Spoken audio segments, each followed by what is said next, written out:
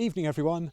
Well, spring is rapidly turning into summer. It's now middle of June, and so it's a good time to actually have a think about how we're going to control all this massive growth that we've got going on behind me here.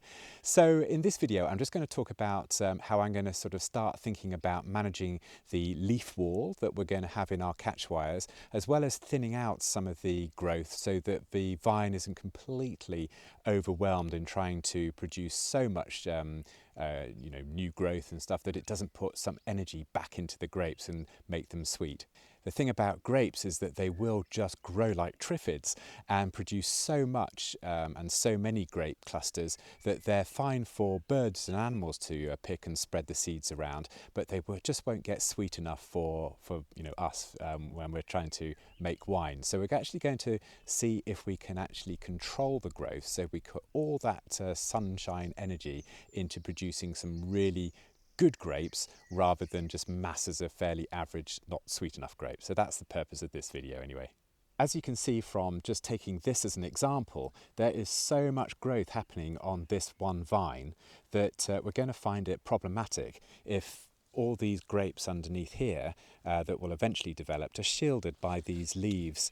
They're just not going to get the sunshine on them, which can be a little bit problematic in terms of moulds and things like that, because the sunshine won't get onto the surface of the grapes and they'll just be shielded and a little bit more damp in the morning, and we just won't have the sun to burn off all that moisture and therefore kill the moulds. So what we're going to do is, first things first, is to just tuck some of this foliage which is just overhanging into the aisles here and tuck it into the catch wires. After all, that's exactly what the catch wires are for. So as I've discussed in previous videos, we've got two sets of catch wires. There's a top pair here and another pair here, and they're held on with chains, which essentially means that we can adjust the tightness of the wire going along just by unhooking them from the hook nails I've got on the end here, on these wooden posts anyway.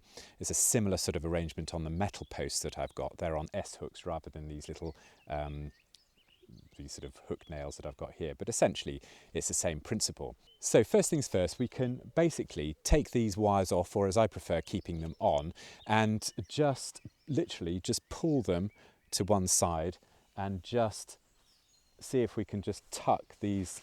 A bit difficult to do with one hand, but essentially we're just tucking all these canes, I suppose, behind the catch wires. So that's all I'm doing at the moment. If one or two break, don't worry too much because we've got absolutely masses of them. So we're just trying to get this foliage to start coming in the catch wires here. So that's the first thing we can do. Now, if it's quite difficult to do that, you can always unhook the wires, and you can do this all the way along the line, but you can unhook it and literally just bring it down and scoop everything up, and then reattach the wire on the hook nail, and that way you create the beginning of a leaf wall. So this wire, I don't know if you can see it in the video, but you've got this wire, and behind it you have all the foliage caught behind it. When these grow up even higher, you've got another top catch wire to create this leaf wall up above here. Once it gets any higher than here, you can actually just trim the whole lot off so it doesn't keep on growing and growing and growing.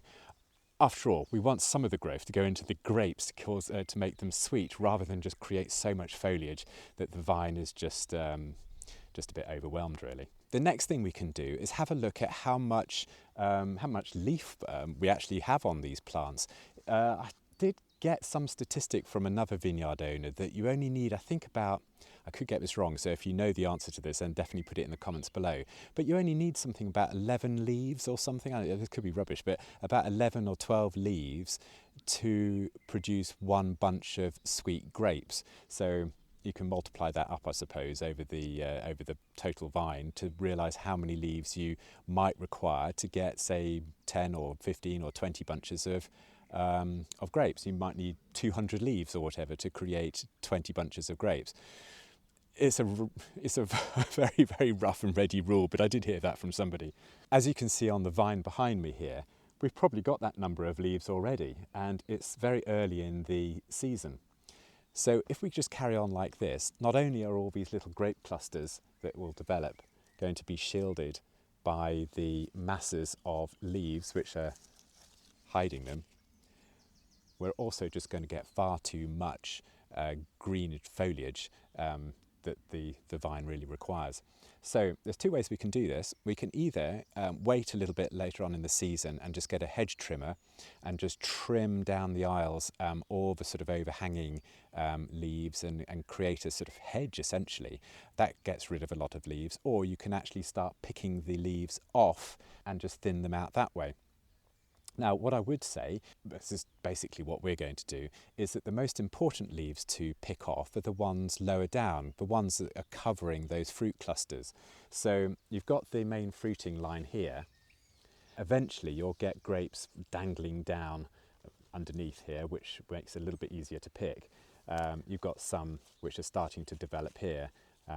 This perhaps isn't the best example, but you don't want leaves covering these grapes down below, so it's a good idea just to get rid of the lower leaves rather, just leaving this area totally clear. And then when the fruits do eventually develop and start hanging down, you've got a nice airflow through the vines, and also you're going to get sunshine to them as well, which really helps with mold development, things like that, or rather the prevention of molds. So I'm just going to go along the vines and just have a quick look to see if I need to do any of that. Now, the next thing I'm going to do is just have a look at some of the canes that are developing and just chop them off if they're getting far too long. There's no need to have really long trailing canes on a grapevine, and at the end of the rows it's easy to see because there's nothing next to it, as it were. So I'll give you these two as an example. We're at the end of the row here, and these ones here are just going to be extending and extending and extending, and if we just left them, they'll probably be out another 6 foot by the end of the year. So we don't need them any longer than this, so I'm just going to chop them back like that. You can imagine that being replicated across the whole vineyard. Some of them, it's quite funny actually, when you get to the pruning stage, once everything goes dormant in the winter time, you find some canes that just stretch for, oh, I don't know, 15 feet, something like that. Far too long. You don't need to be that long at all, but it's difficult to spot when they're mixed in with all the other grapevines. So that's something to have a look out for if they're getting far too long. That's all very well for the slightly older vines. Now, if I spin round in this direction, we've got all the new vines behind me, and we've just got to treat them a little bit differently as we go through the year. Now, these ones are quite immature still. Let's just take this one here for an example. Now, we've been conscientious and we've chopped off all the water shoots that were developing earlier on in the year. If you didn't chop all these little shoots that were coming off on the side here, the vine basically wants to create a bush shape, and that's not what we want. We want it to create a nice central stem going up, and then the shape that we want to develop later on. So cutting off these lower water shoots I think is quite important. Anyway, assuming we've done that on this vine, then you can start to get it training into the shape that you want. Now, as I said in previous videos, we're using the double guyot method of training this vine. So we're going to have two canes, one coming out this way and a similar one going along this way along the fruiting line. And so that's essentially what I'm going to do now using my tapener, which is a super tool. I'm going to see if I can record how I do this with trying to hold the camera at the same time, but it's very quick in that you just put it onto the line like that, and then you essentially, I'll do it without the vine so you can it's a bit easier to see.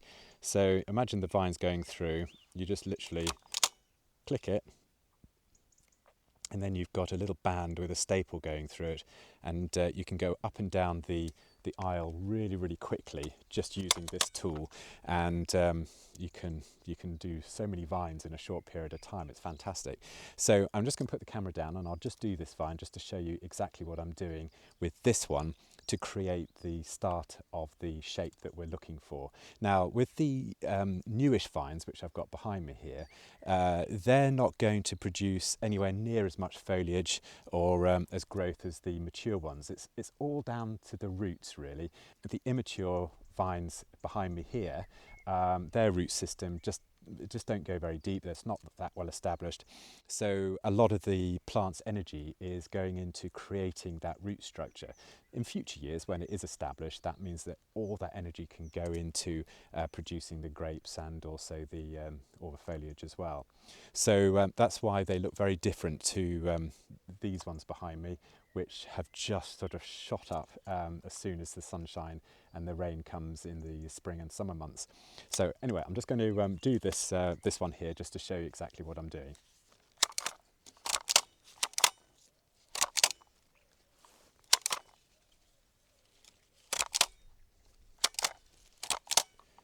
Okay, so all I've done is I've just put a staple band round there, and also a couple on this side as well, one there and another one there, just to hold it in place. And so we're starting to develop the sort of structure that we want for this vine. Now, what I would tend to do now is, because we're not so interested in getting grapes off this one this year at all, we just want to start developing the shape for future years. I don't want masses of growth on this vine at all. So all I'm going to do to encourage the energy to go along these new canes, which will stay in place for next year, is to snip off this one here like that, and I don't want any growth here, so I'm going to snip that one off there as well. So that's starting to sort of take a little bit more of the shape that I want. Now, if you're interested in how I've done first year pruning and subsequent years pruning, as it were, I've got other videos on that, and I'll put them on the links just above me here, so you can have a look at those as well. I'll go into a little bit more detail how I do it. It's not to say it's the perfect way or it's the only way, because as with this business, you ask 10 different people, they'll give you 10 different answers, but I'll just show you how I do it, and you know, make a comment if you like, if you think I'm doing it completely wrong, but it seems to be working okay for me so far anyway. So I hope that helps a little bit, just describing what I'm starting to do in the vineyard on the old established vines compared to the newer vines that have yet to be established. So they are being treated slightly differently, to be honest, and we'll see how we get on. Now, someone very helpfully said that if you look after the leaf wall on the, you know, like I said in the beginning of the video, and get that airflow through the grapes that are hanging down from your fruiting line, it really, really helps with mould management. So things like mildews, black rot, grey rot, whatever, all that kind of stuff, it really helps, because that airflow through, and especially the sunshine on the grapes as well, really, really helps at keeping moulds at bay. So that's one of, you know, that's another reason why it's worth spending a little bit of time on this. So if you've got any stories or top tips that you want to share, put them in the comments below. I'm always fascinated to see what you are doing on your vineyards and seeing how you get on. I get lots of comments from people all over the world, and it's absolutely brilliant that you know, I get people in South America and North America and the rest of Europe and Australia, New Zealand, all these types of places. I get comments from people doing their vineyards, and it's just really encouraging that there's like a little community out there that are doing exactly the same thing as little old me in Herefordshire, and I'm just glad that people are watching the videos and taking, you know, something from them, which just makes my day, to be honest. So I'll catch you in the next video, but until then, I hope you've enjoyed this one. Bye for now.